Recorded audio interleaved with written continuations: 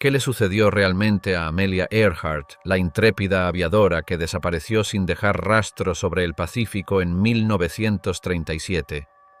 Tras casi 9 décadas de preguntas sin respuesta, un descubrimiento bajo las olas ha revelado por fin la impactante verdad, y no se parece en nada al final esperanzador que el mundo imaginaba. Desde misiones secretas hasta restos perdidos hace mucho tiempo, cada revelación desvela una faceta de la historia oculta durante años. Acompáñenos, porque lo encontrado en las profundidades ha cambiado para siempre la historia de Amelia Earhart. La chica que se negó a quedarse castigada. Los primeros gritos de Amelia Mary Earhart resonaron en los pasillos de la gran casa de su abuelo en Kansas en 1897, una casa llena de libros, tradiciones estrictas y expectativas silenciosas sobre lo que una niña debía llegar a ser. Sin embargo, incluso antes de poder caminar, Amelia parecía impaciente con los límites. Nunca se contentaba con quedarse quieta ni comportarse correctamente. Mientras otras niñas jugaban con muñecas, ella perseguía el viento en su jardín, con el pelo enredado y las rodillas raspadas. Su madre, Amy, vio la misma chispa y se negó a reprimirla. Creía que sus hijas debían vivir intensamente, no con limitaciones, y las crió de esa manera, sin las jaulas de las normas sociales ni el miedo. La infancia de Amelia fue un aula salvaje. Construyó su primera montaña rusa con tablones de madera y el techo del cobertizo de herramientas de su familia, una rampa rudimentaria que la lanzaba por los aires antes de caer en un montón de tierra. En lugar de lágrimas, estalló en carcajadas. «¡Sentí que volaba!», les dijo a sus atónitos familiares, con los ojos brillantes de descubrimiento. Aquel pequeño instante, tan simple e imprudente, se convirtió en un anticipo de una vida que jamás volvería a tocar el suelo por voluntad propia. La aventura la perseguía a donde quiera que iba. Cuando el trabajo de su padre obligó a la familia a mudarse de Kansas a Iowa y más tarde a Minnesota, Amelia encontró nuevos paisajes que explorar. Su curiosidad crecía más rápido que el propio mapa. Los libros llenaban su imaginación con lugares lejanos, expediciones polares, cumbres montañosas y cielos inexplorados. Pero la mayor aventura aún le parecía imposible. Los aviones eran entonces máquinas primitivas, extraños artilugios de madera y tela que pocos habían visto. A los 10 años por fin vio uno. Su padre le señaló el avión oxidado en una feria de Des Moines, deseoso de despertar su fascinación. Pero la niña lo miró una sola vez, sin impresionarse, y pidió volver al carrusel. Aquel momento engañó a todos a su alrededor. Nadie podría haber imaginado que un día esa misma niña conquistaría los cielos que antes había desdeñado. La semilla del vuelo simplemente aún no había sido regada. Con la llegada de la adolescencia llegaron también los desafíos. La lucha de su padre contra el alcoholismo sumió a la familia en la ruina económica. La comodidad de su hogar de la infancia dio paso a casas más pequeñas y mudanzas constantes. Sin embargo, a pesar de cada adversidad, Amelia se mantuvo firme, transformando la dificultad en determinación. En Chicago, eligió su instituto no por conveniencia, sino por su laboratorio de ciencias, el mejor de la ciudad. Buscaba conocimiento, no comodidad. Sus compañeros la veían como una chica callada pero ferozmente independiente, que estudiaba fórmulas químicas con la misma avidez con la que otros se dedicaban a los chismes. La Primera Guerra Mundial transformó su mundo una vez más. De visita a su hermana en Toronto, Amelia se vio rodeada de soldados heridos que regresaban del frente. Sus historias de valentía y pérdida la conmovieron profundamente. Se formó como auxiliar de enfermería para la Cruz Roja y pasó largas noches atendiendo a hombres cuyos rostros reflejaban dolor y orgullo. Fue allí, en el bullicio de las salas de hospital, donde conoció por primera vez a aviadores que habían desafiado a la muerte en los cielos de Europa. Sus relatos sobre el aire libre y las alturas inexploradas encendieron algo en su interior que jamás se apagó. En el invierno de 1918, enfermó gravemente de neumonía durante la pandemia de gripe que asoló el mundo. Durante meses permaneció postrada en cama, débil y con el rostro vendado tras una dolorosa operación de senos paranasales.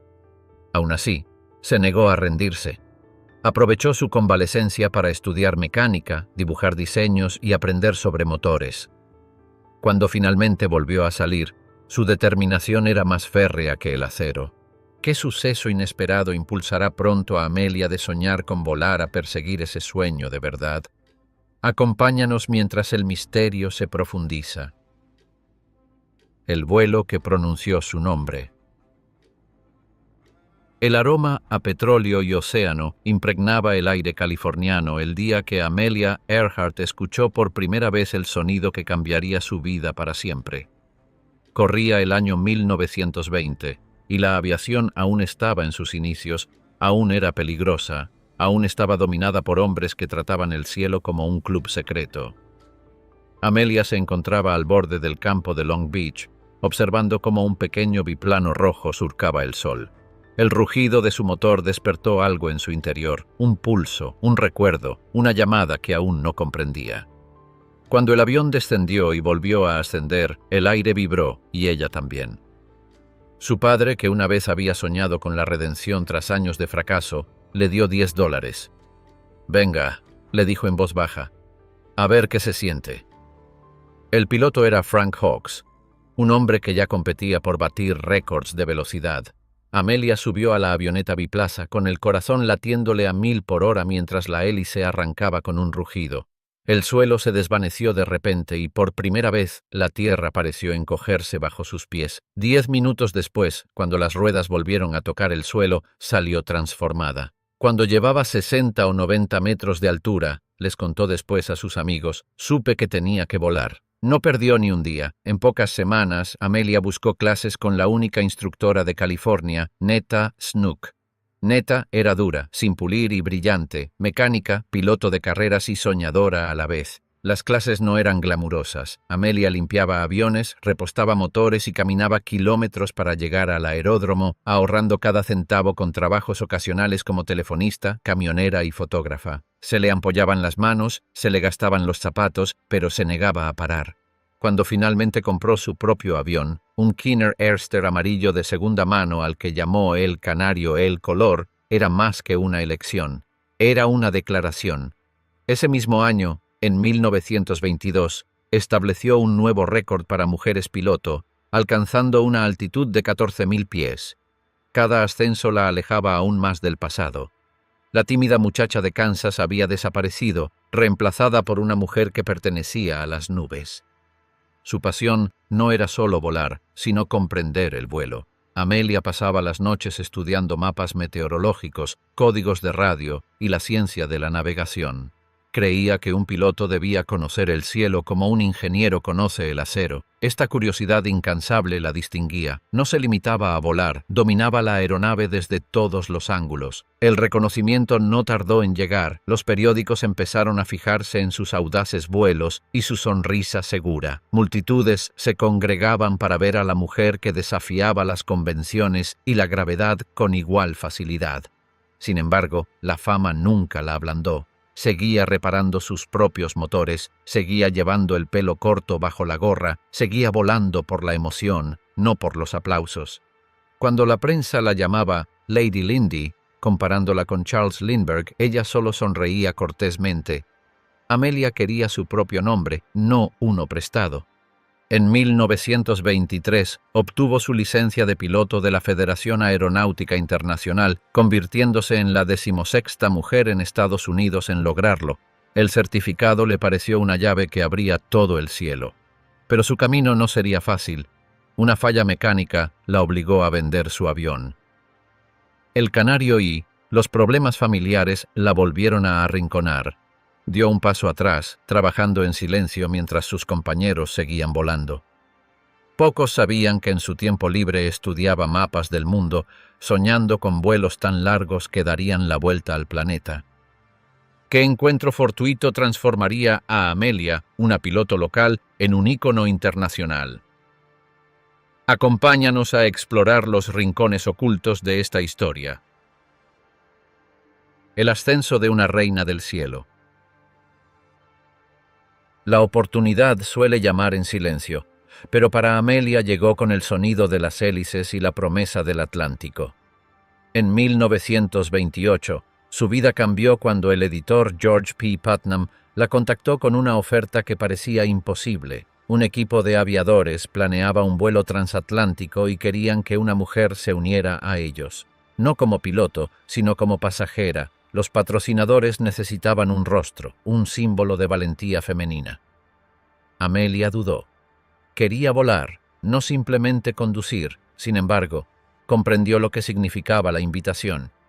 Si la aceptaba, podría abrir la puerta para que las mujeres de todo el mundo fueran vistas como algo más que meras espectadoras en el mundo de la aviación. Ella dijo que sí. El 17 de junio de 1928, el avión llamó Amistad despegaron de Terranova, pilotados por Wilmer Stoltz y Lewis Gordon. Durante 20 horas cruzaron el frío e interminable Atlántico, luchando contra fuertes vientos y placas de hielo. Cuando finalmente aterrizaron en Buryport, Gales, Amelia bajó sonriendo, con las botas hundiéndose en la arena mojada. Aunque no había pilotado ella misma el avión, el mundo la recibió como a una heroína. Los reporteros la asediaron con preguntas y los flashes de las cámaras estallaban alrededor de su rostro. Para millones de personas, era la primera mujer en cruzar el Atlántico por aire, un símbolo de esperanza envuelto en cuero y valentía. Ese momento marcó el inicio de algo más grande que la fama. Amelia se convirtió en una figura pública de la noche a la mañana, pero mantuvo la misma seguridad serena que la caracterizaba en las pasarelas de California. Su humildad atraía a la gente, pero su determinación nunca flaqueó. Dio discursos sobre la perseverancia y el poder de los sueños, animando a las mujeres a ir más allá de los límites impuestos por la sociedad. Sin embargo, tras la admiración, sentía un creciente anhelo de demostrar su valía una vez más, no como pasajera, sino como dueña de su propio destino. George Putnam, quien más tarde se convertiría en su promotor y esposo, creyó en su visión. Juntos forjaron un nuevo capítulo para las mujeres en la aviación, organizando exhibiciones aéreas, apariciones en radio y reuniones que inspiraron a innumerables jóvenes a volar. Sin embargo, para Amelia, la publicidad nunca fue suficiente. Comenzó a prepararse para un desafío que ninguna mujer se había atrevido a intentar sola: un vuelo transatlántico en solitario. La preparación fue extenuante, entrenó sin descanso, probó aeronaves en condiciones climáticas adversas y estudió navegación transoceánica. Cada cálculo, cada carga de combustible, cada mapa de tormentas debía ser perfecto. El fracaso significaba la muerte, pero también la vacilación. El 20 de mayo de 1932, Amelia despegó de Harbor Grace, Terranova, en su Lockheed Vega rojo. El océano se extendía bajo ella como un espejo infinito. Las horas se convirtieron en oscuridad, el hielo se acumuló en las alas y el agotamiento nubló su mente. En un momento dado, el altímetro falló, obligándola a volar solo por instinto. Sin embargo, a pesar de todo, siguió adelante. Tras 15 horas, divisó verdes prados abajo. El avión aterrizó en una pradera cerca de Londonderry, Irlanda del Norte. Los aldeanos corrieron hacia la aeronave, atónitos ante lo que veían. Amelia se asomó por la ventanilla de la cabina y sonrió. ¿Dónde estoy?, preguntó con sencillez.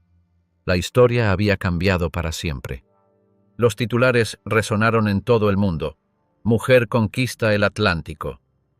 Su nombre se convirtió en sinónimo de valentía y rebeldía. Recibió medallas de presidentes y reyes, pero lo que más le importaba eran las cartas de niñas que ahora soñaban con surcar sus propios cielos. Ya no solo volaba, sino que lideraba un movimiento. Aun mientras resonaban los aplausos, el corazón de Amelia se dirigía hacia el siguiente horizonte. Sus ambiciones se volvieron más audaces, sus riesgos mayores. Quería ir más allá de los récords transoceánicos, más allá de la fama, hacia los confines desconocidos del mundo mismo. ¿Qué plan audaz ya se estaba gestando en la mente de Amelia? Un viaje que pondría a prueba no solo sus habilidades, sino también su destino. Permítanos guiarlos hacia lo inesperado. El vuelo que desapareció. Apenas se habían apagado los aplausos del mundo cuando Amelia comenzó a trazar nuevas rutas en sus mapas. El Atlántico ya no la satisfacía. Quería algo más grande, algo que ninguna mujer había hecho jamás. Un vuelo alrededor del mundo. No un viaje simbólico, sino una circunnavegación completa que pondría a prueba hasta la última gota de su resistencia y precisión. Sería el vuelo más ambicioso de la historia de la aviación, y ella lo sabía. En 1936, su visión se materializó en metal.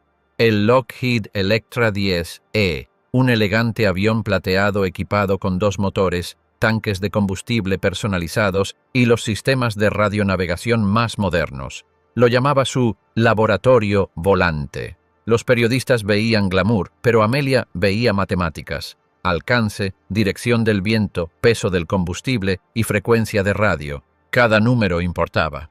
Reclutó a uno de los mejores navegantes de la época, Fred Noonan, cuya experiencia trazando las rutas de Pan American a través del Pacífico lo convertía en el compañero perfecto para una misión que no admitía margen de error. Su plan era sencillo en teoría, pero peligroso en la práctica. Partiendo de Miami, viajarían hacia el este, siguiendo el Ecuador a través de Sudamérica, África, India, el sudeste asiático y el Pacífico, antes de regresar a Estados Unidos. Significaba cruzar más de 46.700 kilómetros, la mayor parte en mar abierto. Para Amelia no era una apuesta, era el destino. El 1 de junio de 1937, el Electra despegó de Miami entre cámaras y vítores del público.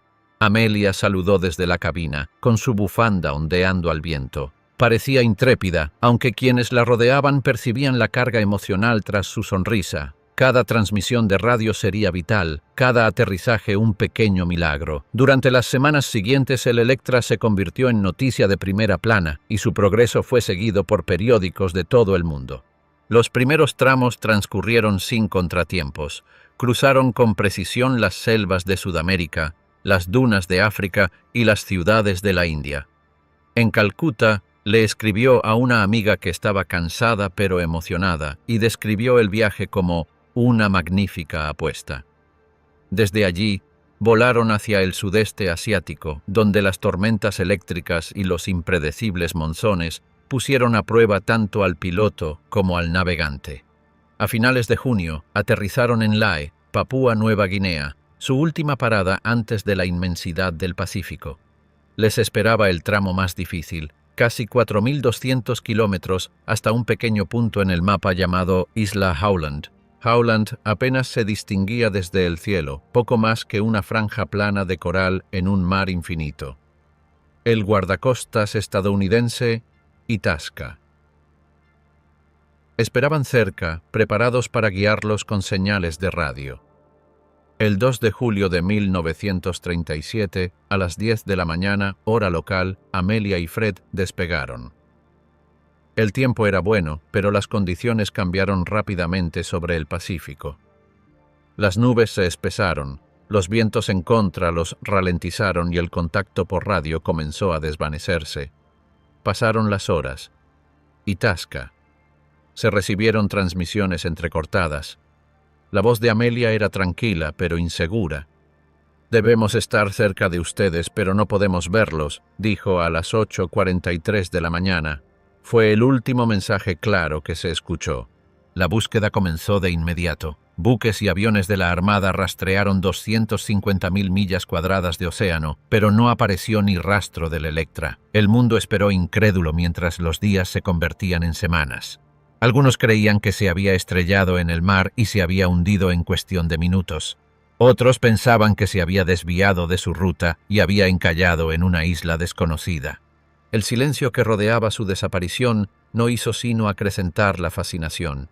La mujer que había conquistado el cielo ahora pertenecía a sus misterios. Por primera vez, Amelia Earhart estaba fuera de nuestro alcance, ni viva ni desaparecida, suspendida en algún punto entre la historia y el mito. ¿Fue un trágico accidente? ¿O había algo más oculto bajo las olas aquel día? Quédate aquí mientras se desarrolla el próximo giro inesperado. La teoría del espía en el cielo. La búsqueda oficial finalmente terminó, pero la curiosidad pública persistió. Los periódicos declararon la desaparición sin resolver, pero los rumores comenzaron a circular entre los círculos de inteligencia y los exmilitares. Algunos estaban convencidos de que el último vuelo de Amelia no había sido un simple intento de récord. Afirmaban que su misión tenía otra dimensión, una que el público jamás debió conocer.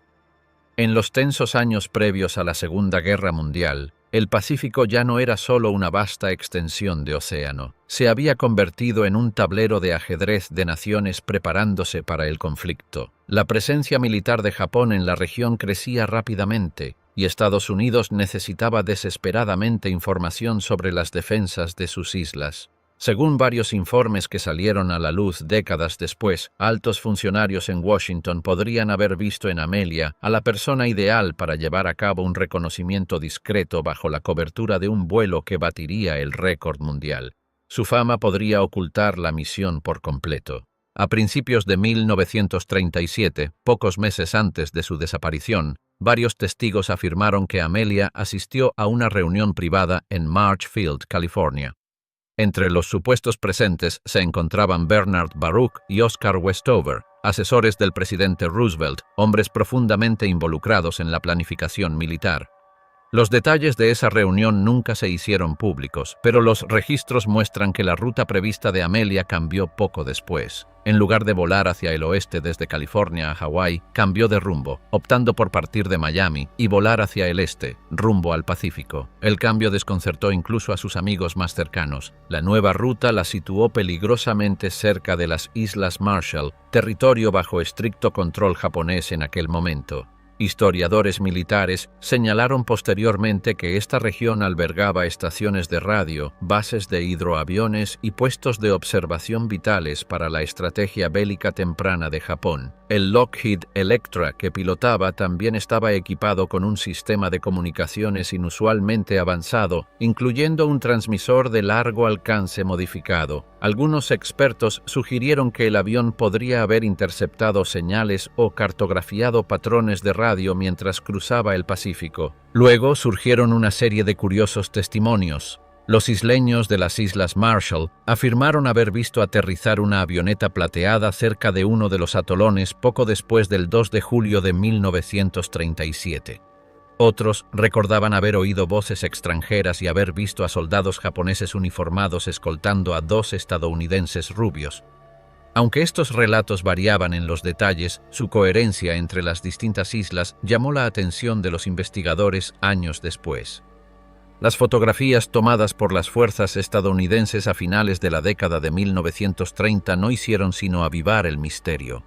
Una imagen, hallada en un archivo militar décadas después de la guerra, parecía mostrar a una mujer parecida a Amelia sentada en un muelle junto a un hombre que se parecía a Fred Noonan. Ambos parecían estar bajo custodia. La autenticidad de la fotografía fue objeto de interminables debates, pero su fecha coincidía con el período en que desaparecieron. Los partidarios de la teoría del espionaje argumentaban que el gobierno estadounidense podría haber negado tener conocimiento de dicha misión para evitar una escalada de tensiones con Japón. Si Amelia hubiera sido capturada, su existencia podría haber supuesto un desastre diplomático. Esta posibilidad, por controvertida que fuera, explicaba el secretismo y la confusión que rodearon sus últimas transmisiones y la precipitada finalización de la búsqueda. Los escépticos rechazaron la idea, calificándola de invención nacida del dolor y la paranoia de la guerra.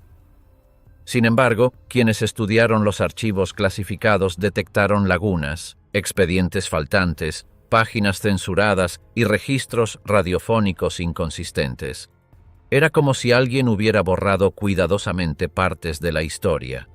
Si por precaución o para encubrirlo, nadie lo sabía. La verdad permaneció atrapada entre la política y la historia. Si la última misión de Amelia implicó espionaje, su valentía trascendió la mera aventura, convirtiéndose en un sacrificio nacional. Pero si la teoría era falsa, aún planteaba una pregunta inquietante: ¿por qué tantos estuvieron dispuestos a creerla? ¿Desapareció Amelia Earhart realmente en busca de la gloria? ¿O la silenciaron por defender una causa demasiado peligrosa como para revelarla? Acompáñanos mientras los secretos se vuelven aún más oscuros. La mujer que llevaba otro rostro. La teoría del espionaje había despertado la imaginación, pero pronto surgió un nuevo rumor, mucho más extraño, que afirmaba que Amelia Earhart nunca había muerto. Mientras el mundo lloraba la pérdida de su aviadora, se decía que una mujer discreta de Nueva Jersey llevaba una vida que reflejaba la suya con asombroso detalle.